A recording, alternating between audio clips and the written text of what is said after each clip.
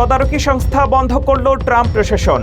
অভিবাসী ডিটেনশনে বাড়ছে মৃত্যু আর অনিশ্চয়তা। শ্বেতাঙ্গ পুরুষদের প্রতি বৈষম্যের অভিযোগ, নিউ ইয়র্ক টাইমসের বিরুদ্ধে মামলা করল ইইওসি। ভুয়া আরব রাজকুমার সেজে $21 মিলিয়ন জালিয়াতি, ওয়াহিওর 2 ভাইয়ের দুর্ধর্ষ প্রতারণা। এবং লিমন ও বৃষ্টিকে মরণোত্তর পিএইচডি দিচ্ছে ইউএসএফ। সমাবর্তনে খালি থাকবে 2টি চেয়ার। আসসালামু আলাইকুম, আমি নিয়ামতুল্লাহ সিরাজি আপনাদের সাথে ছিলাম বাংলা টিভির প্রাইম নিউজে। শুনছিলেন এসএনএস হোমলোন সংবাদ শিরোনাম, এবারে জানাবো বিস্তারিত। ট্রাম্প প্রশাসন যুক্তরাষ্ট্রে অভিবাসী ডিটেনশন সেন্টারের অনিয়ম তদন্তকারী একমাত্র তদারকি সংস্থা অম্বুডসম্যান অফিস বন্ধ করে দিয়েছে। চলতি বছর ডিটেনশনে রেকর্ড 18 জনের মৃত্যুর মধ্যেই এই সিদ্ধান্ত আসলো। মানবাধিকার কর্মীরা লিকা কোরদিয়ার মতো বন্দীদের উপরে অমানবিক আচরণের কথা উল্লেখ করে তদারকিহীন এই ব্যবস্থাকে চরম ঝুঁকিপূর্ণ ও জবাবদিহিতাহীন বলে তীব্র নিন্দা জানাচ্ছেন। মার্কিন যুক্তরাষ্ট্রের অভিবাসী ডিটেনশন সেন্টারগুলোতে হওয়া অনিয়ম ও অমানবিক আচরণ তদন্তের একমাত্র স্বাধীন তদারকি সংস্থা বন্ধ করে দিয়েছে ট্রাম্প প্রশাসন। মঙ্গলবার ডিপার্টমেন্ট অফ হোমল্যান্ড সিকিউরিটি আনুষ্ঠানিকভাবে office of the immigration detention ombudsman বন্ধের ঘোষণা দেয়। এই দপ্তরটি মূলত ডিটেনশন সেন্টারে বন্দীদের ওপর চলা নির্যাতন, স্বাস্থ্যসেবার অভাব এবং কর্মকর্তাদের অসৎ আচরণ নিয়ে কাজ করত। ডিএইচএস এর দাবি, কংগ্রেসের পাশ করা নতুন বাজেটে বরাদ্দ না থাকায় দপ্তরটি বন্ধ হয়ে গেছে। তবে সমালোচকরা বলছেন তদারকি এড়াতেই কৌশলে এটি বন্ধ করা হয়েছে। ইতিমধ্যে সরকারি ওয়েবসাইট থেকে এর তথ্যগুলো আর্কাইভ হিসেবে সরিয়ে ফেলা হয়েছে।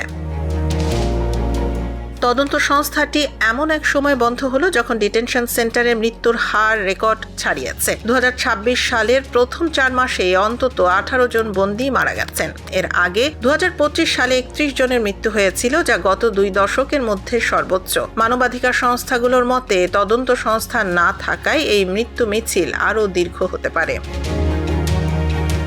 ফিলিস্তিনি আমেরিকান নারী লিকা কোরদিয়ার ঘটনাটি এই দপ্তর বন্ধের ভয়াবহতাকে ফুটিয়ে তুলেছে। গাজায় পরিবারের 175 জন সদস্যকে হারানো লিকাকে 1 বছর আটকে রেখে অসুস্থ অবস্থায় হাসপাতালে শিকল দিয়ে বেঁধে রাখা হয়েছিল। এছাড়াও হায়াম এল গামাল ও তার 5 সন্তানের স্বাস্থ্য ডিটেনশনে মারাত্মকভাবে ভেঙে পড়েছিল। প্রশাসন নিরাপত্তা রক্ষার দাবি করলেও মানবাধিকার কর্মীরা বলছেন এটি মূলত অভিবাসীদের কণ্ঠরোধ করার চেষ্টা। অম্বুডসম্যান অফিস বন্ধ হওয়ায় এখন ডিটেনশন সেন্টারগুলোতে হওয়া অন্যায়ের কোনো জবাবদিহিতা থাকবে না, যা আন্তর্জাতিক মহলে বড় ধরনের উদ্বেগের সৃষ্টি করেছে। শ্বেতাঙ্গ পুরুষদের প্রতি বৈষম্যের অভিযোগে নিউ ইয়র্ক টাইমসের বিরুদ্ধে মামলা করেছে মার্কিন কেন্দ্রীয় সংস্থা ইইওসি। অভিযোগ উঠেছে, বৈচিত্র্য রক্ষার দোহাই দিয়ে যোগ্য প্রার্থীকে বাদ দিয়ে কম যোগ্য একজনকে পদোন্নতি দেওয়া হয়েছে। ট্রাম্প প্রশাসনের এই পদক্ষেপকে সংবাদপত্রটি রাজনৈতিক উদ্দেশ্য প্রণোদিত বললেও নিয়োগে মেধা বনাম জাতিগত কোটা নিয়ে যুক্তরাষ্ট্রের নতুন বিতর্ক শুরু হয়েছে। বিশ্বখ্যাত সংবাদপত্র দ্য নিউ ইয়র্ক টাইমস এর বিরুদ্ধে গুরুতর এক মামলা দায়ের করেছে মার্কিন কেন্দ্রীয় সংস্থা ইকুয়াল এমপ্লয়মেন্ট অপরচুনিটি কমিশন। মঙ্গলবার ম্যানহাটনের একটি ফেডারেল আদালতে দায়ের করা এই মামলায় অভিযোগ করা হয়েছে যে সংবাদপত্রটি কেবল জাতিগত ও লিঙ্গগত বৈচিত্র্যের লক্ষ্য পূরণের জন্য একজন যোগ্য শ্বেতাঙ্গ পুরুষ সম্পাদককে পদোন্নতি দিতে অস্বীকার করেছে। ইইওসি এর অভিযোগ অনুযায়ী নিউ ইয়র্ক টাইমসের 11 বছরের অভিজ্ঞতা সম্পন্ন একজন সিনিয়র স্টাফ এডিটরকে 2025 সালের শুরুতে ডেপুটি রিয়েল এস্টেট এডিটর হিসেবে পদোন্নতি দেওয়া হয়নি। কমিশন দাবি করেছে তার যোগ্যতা থাকা সত্ত্বেও টাইমস কর্তৃপক্ষ বৈচিত্র্য বা ডাইভার্সিটির দোহাই দিয়ে একজন কম যোগ্য নারীকে ওই পদে নিয়োগ দিয়েছে। ইন্টারভিউ বোর্ডে এই নারী প্রার্থীকে অনভিজ্ঞ বলা হলেও তাকেই বেছে নেওয়া হয়, যা 1964 সালের সিভিল রাইটস অ্যাক্টের লঙ্ঘন বলে মনে করেছে সংস্থাটি। এই মামলাটি মূলত প্রেসিডেন্ট ডোনাল্ড ট্রাম্পের নতুন জামানার পরিবর্তনের প্রতিফলন। ট্রাম্প প্রশাসন শুরু থেকে ব্যবসা প্রতিষ্ঠানগুলোতে চলা ডাইভার্সিটি, ইকুইটি অ্যান্ড ইনক্লুশন বা বৈচিত্র্য রক্ষার নীতির কড়া সমালোচনা করে আসছে। ট্রাম্প নিজে ইতিমধ্যে নিউ ইয়র্কের টাইমসের বিরুদ্ধে $15 বিলিয়ন মানহানির মামলা করেছেন। ফলে এই মামলাটি এক নতুন মাত্রা রাজনৈতিক ও আইনি লড়াইয়ের ইঙ্গিত দিচ্ছে। এদিকে নিউ ইয়র্ক টাইমস এই অভিযোগকে সরাসরি রাজনৈতিক উদ্দেশ্য প্রণোদিত বলে প্রত্যাখ্যান করেছে। তাদের দাবি, তারা মেধার ভিত্তিতেই নিয়োগ দেয় এবং যাকে নিয়োগ দেওয়া হয়েছে তিনি অত্যন্ত যোগ্য। তবে এই মামলাটি আমেরিকার কর্পোরেট ও মিডিয়া জগতে নিয়োগের ক্ষেত্রে বিপরীত বৈষম্য বা রিভার্স ডিসক্রিমিনেশন নিয়ে এক নতুন বিতর্ক উস্কে দিয়েছে। ব্যাংকের আসল নম্বর ক্লোন করে গ্রাহকদের ফোন দিচ্ছে হ্যাকাররা, যা স্পুফিং নামে পরিচিত। এফবিআই জানিয়েছে প্রতারকরা গ্রাহকের নির্ভুল তথ্য দিয়ে বিশ্বাস অর্জন করে এবং টাকা সুরক্ষিত করার অজুহাতে তা হাতিয়ে নিচ্ছে। সম্প্রতি জেনিফার লিচথার্ড নামের এক নারী এভাবে $40,000 হারিয়েছেন। ব্যাংক কোনোদিন ফোন করে টাকা সরানোর নির্দেশ দেয় না, এই সতর্কবার্তা দিচ্ছে প্রশাসন। আপনার মোবাইলে যদি ব্যাংকের কাস্টমার কেয়ারের নম্বর থেকে কল আসে এবং বলা হয় আপনার টাকা বিপদে আছে, তবে সাবধান। মার্কিন গোয়েন্দা সংস্থা এফবিআই এবং ফেডারেল ট্রেড কমিশন বর্তমানে ব্যাংকিং স্পুফিং নামক এক নতুন ও উন্নত জালিয়াতি নিয়ে জরুরি সতর্কতা জারি করেছে, যেখানে প্রতারকরা ব্যাংকের আসল নম্বর ক্লোন করে সাধারণ মানুষের জমানো লক্ষ লক্ষ ডলার হাতিয়ে নিচ্ছে। জেনিফার লিচথার্ড নামক এক ভুক্তভোগী জানান, তার চেইজ ব্যাংকের ডেবিট কার্ডের পেছনে থাকা নম্বর থেকেই তার ফোনে কল আসে। ওপাশ থেকে জনৈক ব্যক্তি নিজেকে ব্যাংকের ফ্রড ডিপার্টমেন্টের কর্মী এবং এমনকি এফবিআই এজেন্ট হিসেবে পরিচয় দেন। তারা জেনিফারকে জানান যে তার অ্যাকাউন্টে সন্দেহজনক লেনদেন হচ্ছে।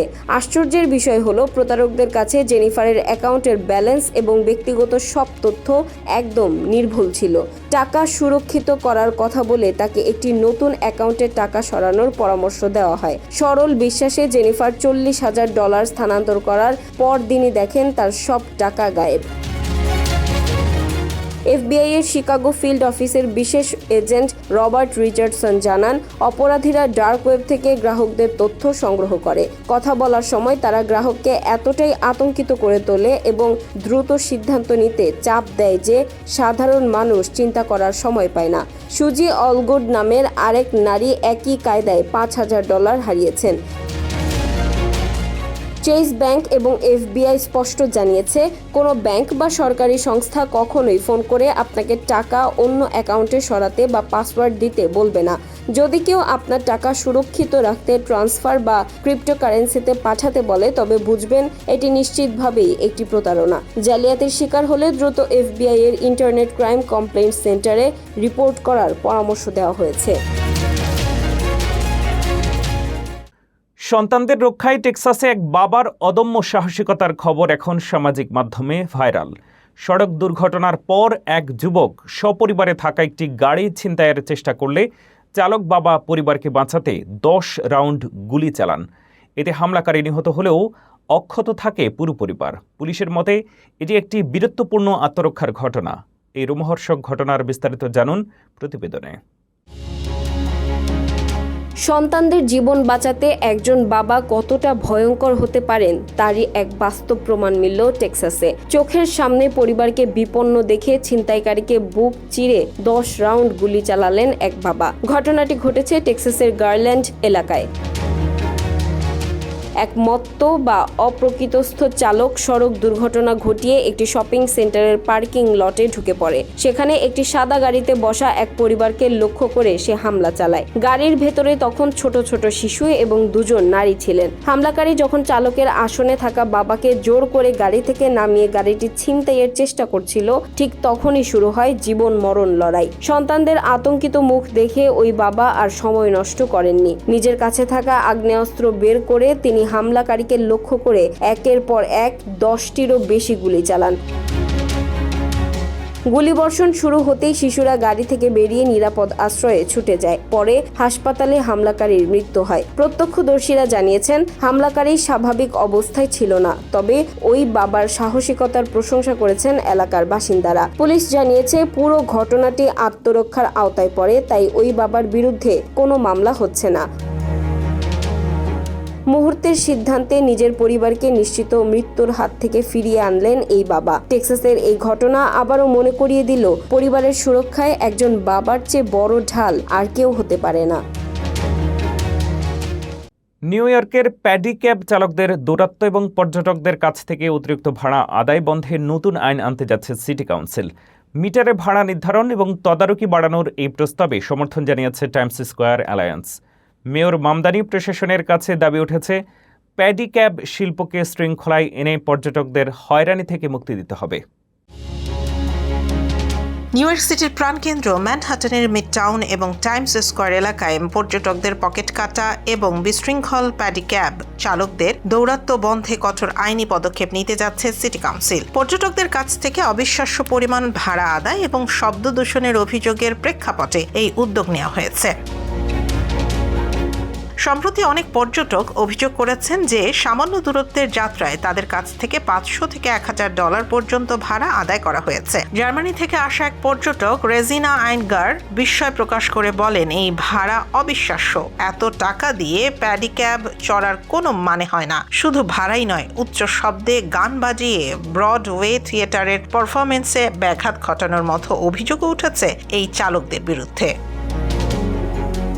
টাইমস স্কয়ার অ্যালায়েন্স এবং সেন্ট্রাল পার্ক কনজারভেন্সির মতো সংস্থাগুলো যৌথভাবে একটি সংস্কার প্রস্তাব পেশ করেছে। এই প্রস্তাব অনুযায়ী প্যাডি ক্যাবগুলোতে মিটারে স্থাপন বাধ্যতামূলক করা হবে এবং ভাড়ার হার নির্দিষ্ট করে দেয়া হবে। এছাড়া এই শিল্পকে ট্যাক্সি অ্যান্ড লিমুজিন কমিশনের অধীনে এনে যথাযথ তদারকি নিশ্চিত করার দাবি জানানো হয়েছে। বর্তমানে সিটিতে বৈধ লাইসেন্সের চেয়ে প্রায় দ্বিগুণ প্যাডি ক্যাব অবৈধভাবে চলাচল করছে। সিটি কাউন্সিলের স্পিকার জুলি মেনিন জানিয়েছেন, তারা পর্যটক, স্থানীয় ব্যবসায়ী এবং চালকদের স্বার্থ রক্ষায় একটি ভারসাম্যপূর্ণ সমাধানের পথে হাঁটছেন। মেয়র জোহরান মামদানির প্রশাসনের ওপর চাপ বাড়ছে, যাতে তিনি এই বন্য প্যাডি ক্যাব শিল্পকে একটি শৃঙ্খলার মধ্যে নিয়ে আসেন। এই সংস্কার কার্যকর হলে নিউ ইয়র্কের পর্যটন অভিজ্ঞতা আরও নিরাপদ এবং সাশ্রয়ী হবে বলে আশা করা হচ্ছে। মধ্যপ্রাচ্যের রাজ পরিবারের সদস্য সেজে $21 মিলিয়ন বিশাল জালিয়াতি। ওয়াহিওতে ইউটিউব দেখে হেজ ফান্ড ম্যানেজার সাজা দুই ভাইয়ের রোমহর্ষক প্রতারণার গল্প এখন সবার মুখে মুখে। স্বর্ণখচিত AK-47 এবং ব্যক্তিগত বিমানে বিলাসবহুল জীবন কাটানো এই প্রতারক চক্রের ঠাঁই হলো এখন কারাগারে। কিভাবে তারা সরকারি কর্মকর্তাদের হাত করে এই বিশাল সাম্রাজ্য গড়ে তুলেছিল, ঘটনার বিস্তারিত জানুন ফারজানা আফরোজের রিপোর্টে। ইউটিউব ভিডিও দেখে জালিয়াতির পাঠ আর রাজপরিবারের ভুয়া পরিচয়ে $21 মিলিয়ন আত্মসাৎ। ওহাইওর দুই ভাইয়ের এই অবিশ্বাস্য প্রতারণার গল্প এখন আলোচনার তুঙ্গে। নিজেদের মধ্যপ্রাচ্যের রাজপুত্র পরিচয় দিয়ে দীর্ঘ 3 বছর ধরে আমেরিকানদের চোখে ধুলো দিয়েছেন জুবায়ের এবং মোজাম্মেল আল জুবায়ের। তাদের বিলাসবহুল জীবন দেখে বোঝার উপায় ছিল না যে সবটাই মিথ্যে। ব্যক্তিগত জেটে করে লন্ডন, মাদ্রিদে শপিং করতে যাওয়া থেকে শুরু করে রোলস রয়েস আর স্বর্ণের রাইফেল রাখা সবই ছিল প্রতারণার টাকায়। প্রসিকিউটরদের মতে তারা এক চীনা বিনিয়োগকারীকে বড় ব্যবসার টোপ দিয়ে $18 মিলিয়ন হাতিয়ে নেন। এমনকি নিজের প্রাক্তন প্রেমিকাকেও ছাড়েননি জুবায়ের। তার কাছ থেকেও আত্মসাৎ করেছেন কয়েক লাখ ডলার। এই বিপুল জালিয়াতির পথে তাদের সাহায্য করেছিলেন ইস্ট ক্লিভল্যান্ডের প্রভাবশালী সরকারি কর্মকর্তা মাইকেল স্লেমডি। দাবি মদ আর ওয়াগু বিফের বিনিময়ে স্লেমডি তাদের সরকারি সুরক্ষা ও ভুয়া পদমর্যাদা দিয়েছিলেন। অবশেষে বিচারের মুখোমুখি হতে হয়েছে এই ভুয়া রাজপুত্রদের। আদালত তাদের 24 ও 23 বছরের কারাদণ্ড দিয়েছে। বিচারক ডোনাল্ড নুজেন্ট বলেন, আপনারা কেবল মানুষের টাকাই চুরি করেননি, বরং একটি শহরকেও কলঙ্কিত করেছেন।